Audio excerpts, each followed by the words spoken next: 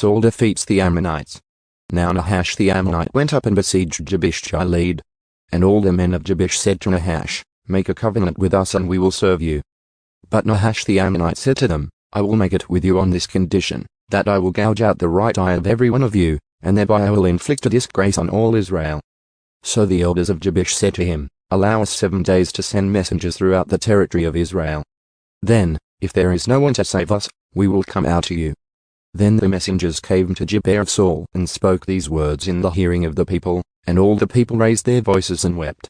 Now behold, Saul was coming from the field behind the oxen, and Saul said, "What is the matter with the people that they weep?" So they reported to him the words of the men of Jabesh. Then the Spirit of God rushed upon Saul when he heard these words, and he became very angry.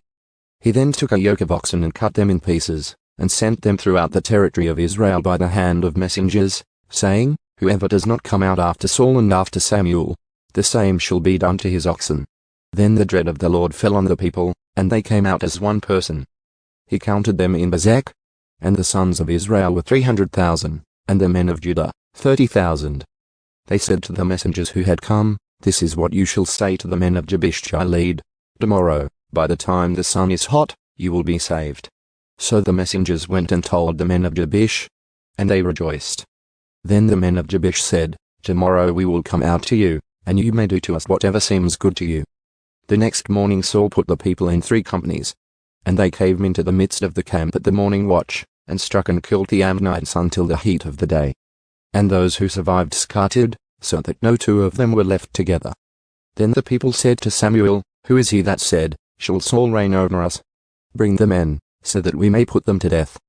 But Saul said, "Not a single person shall be put to death this day, for today the Lord has brought about victory in Israel." Then Samuel said to the people, "Come, and let us go to Gilgal and renew the kingdom there." So all the people went to Gilgal, and there they made Saul king before the Lord in Gilgal. There they also offered sacrifices of peace offerings before the Lord. And there Saul and all the men of Israel rejoiced greatly.